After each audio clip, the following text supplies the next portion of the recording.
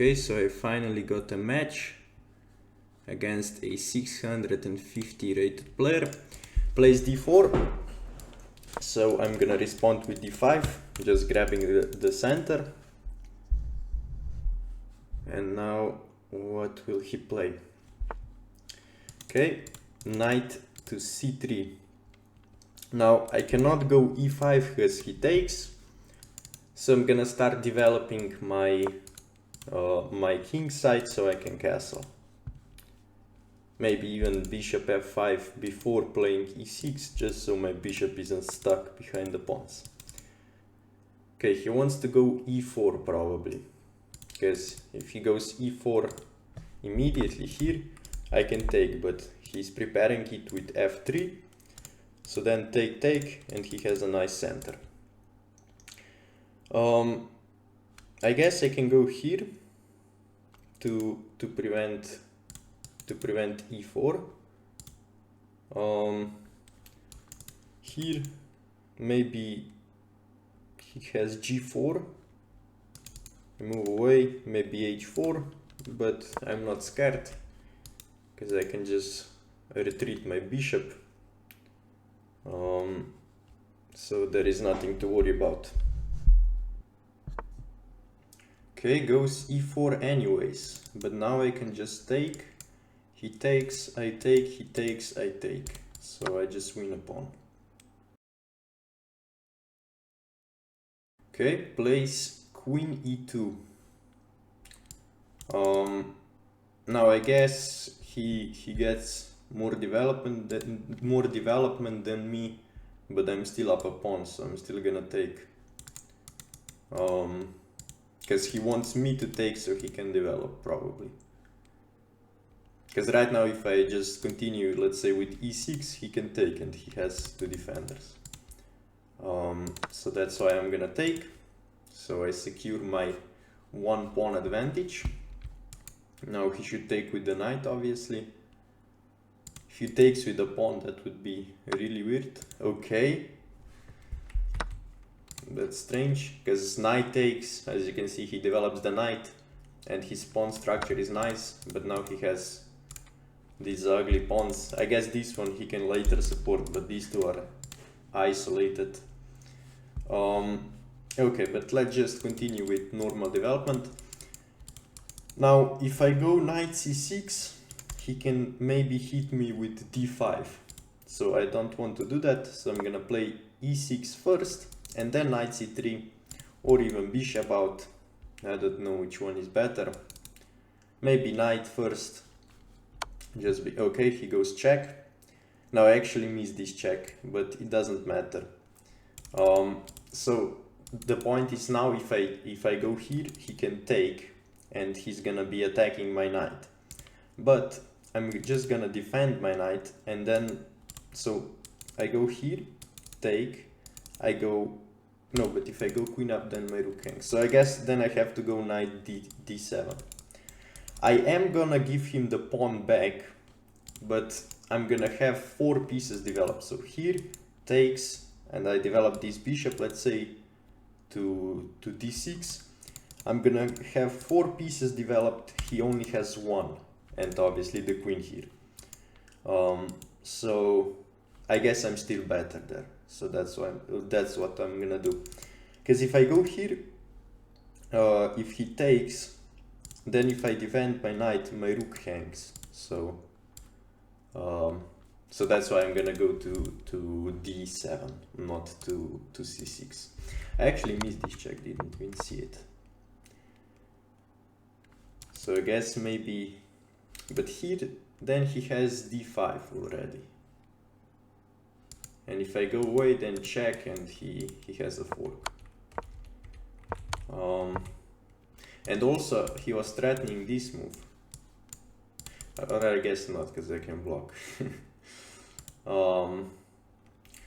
Yeah, but a6, I don't know. I'm still happy with my play. Because a6 here is just too passive and too slow. Okay, now will he or she, will they take the pawn?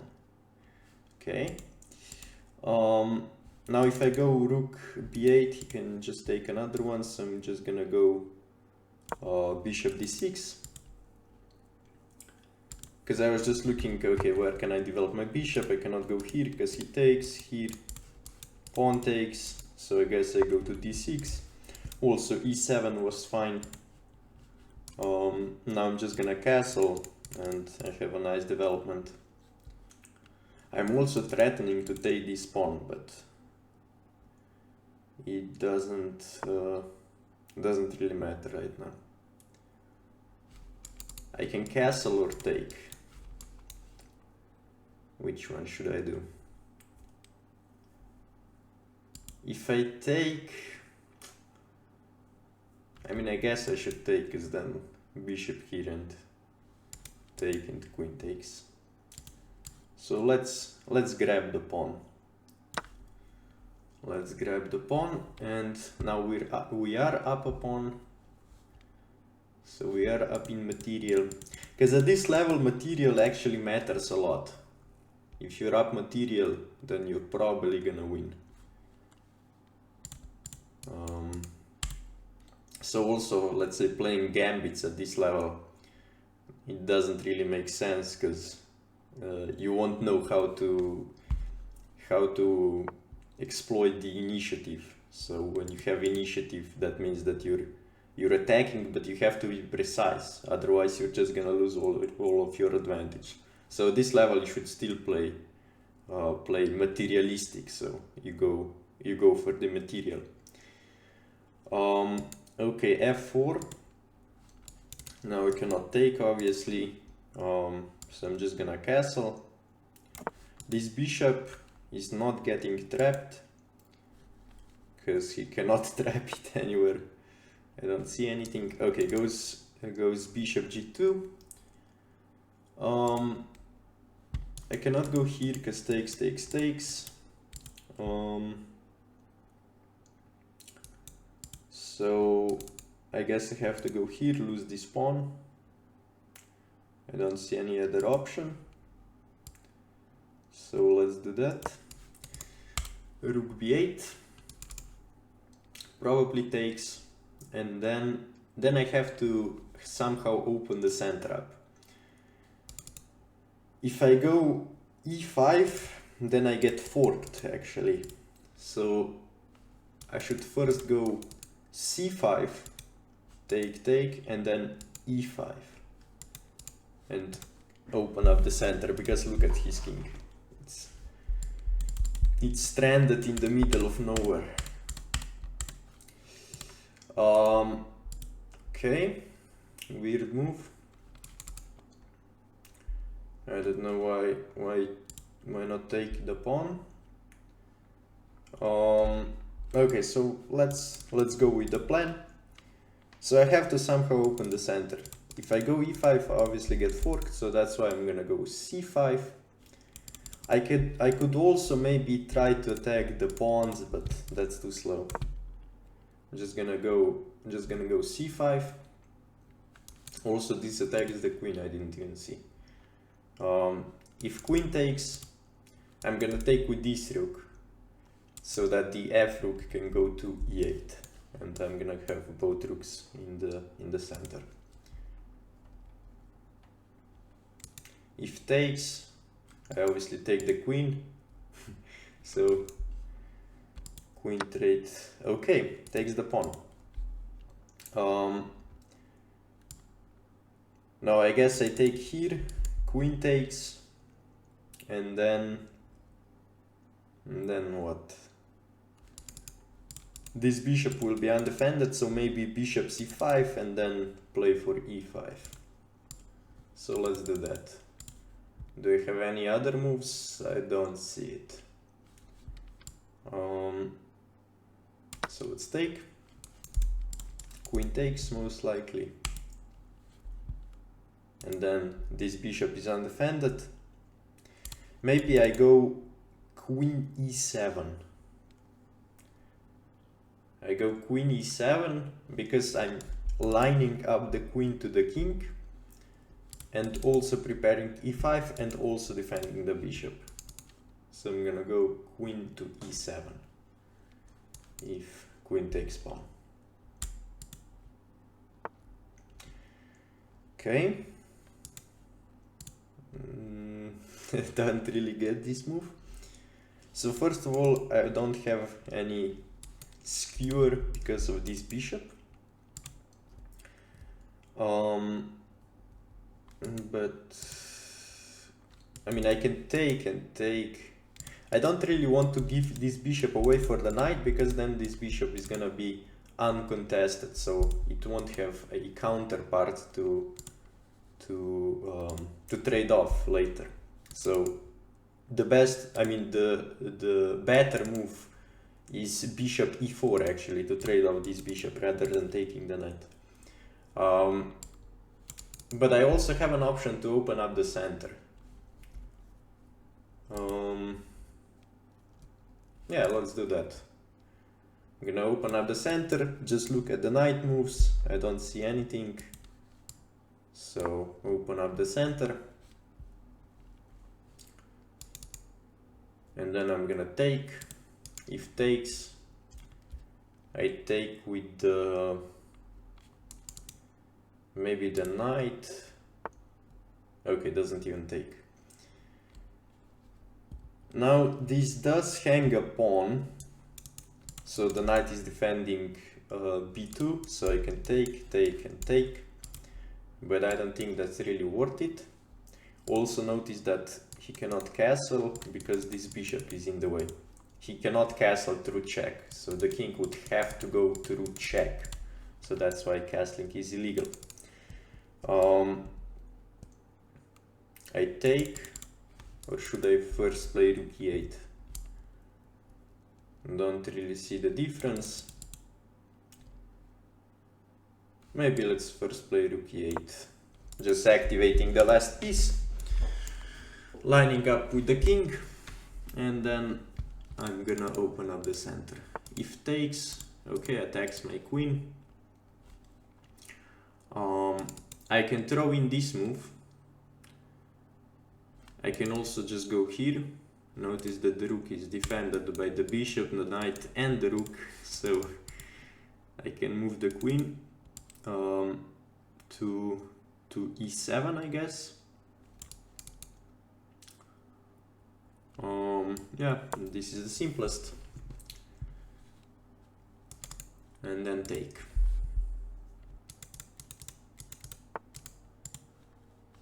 Okay, bishop c7. So just take. Can also throw in this move with because it's check. But this move doesn't really work because this is the overloading tactic actually. Look at the queen. The queen is defending the knight and the bishop at the same time. Now if I take the knight, he can take the rook. But if I take the bishop first, then if queen takes, I take, and if he doesn't take back, then I obviously just move back. So I win a piece by taking the bishop.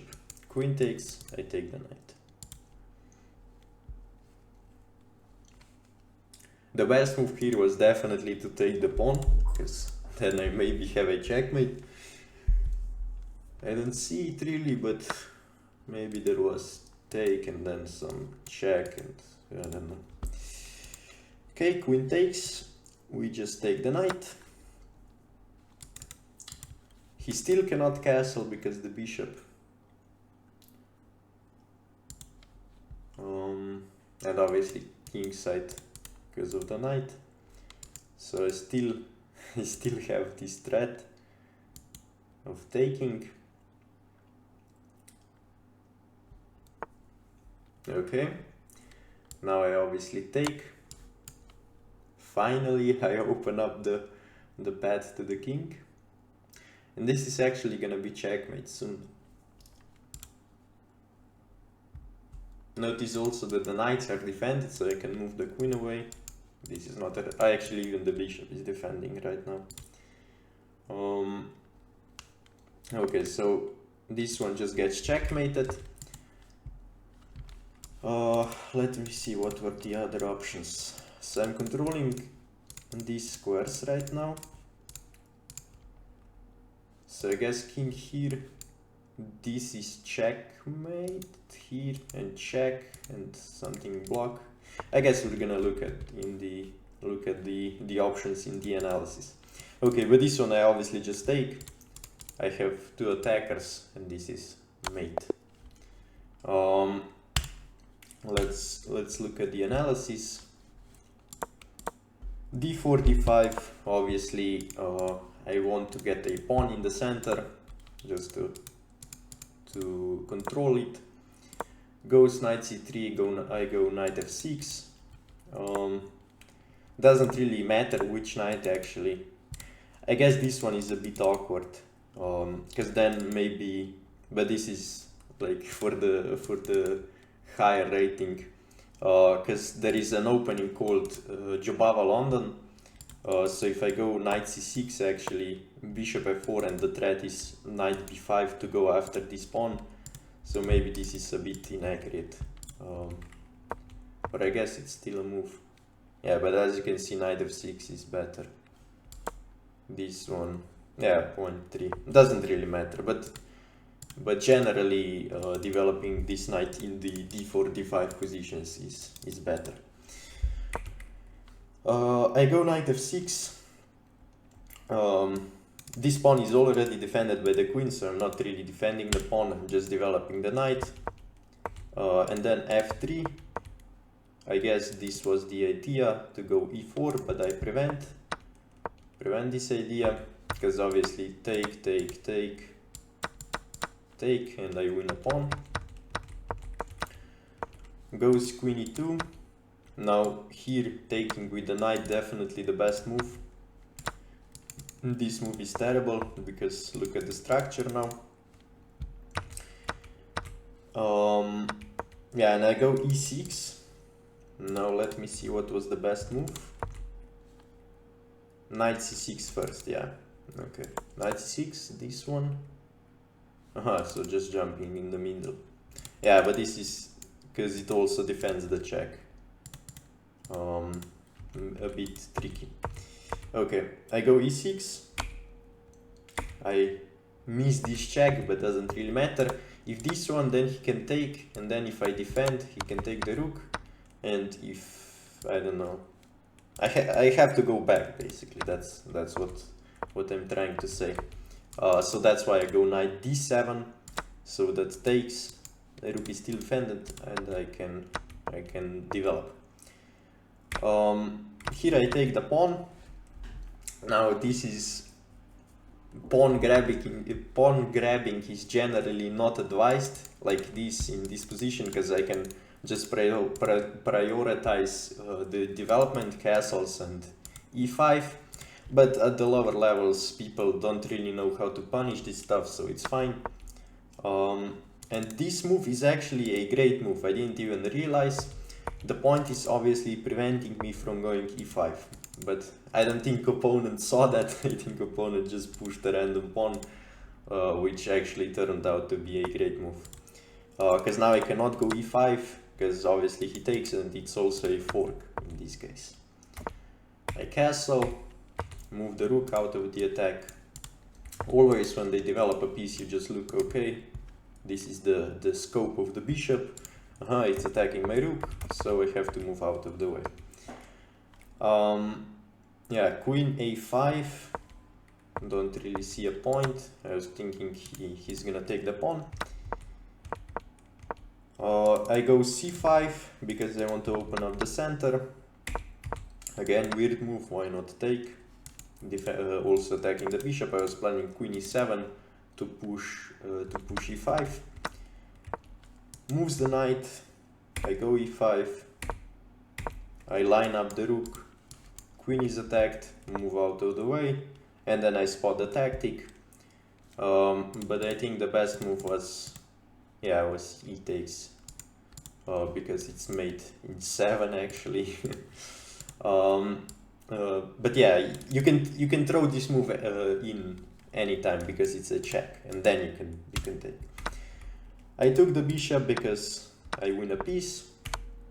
and then I take, and then let's see. Okay, he has 3 options.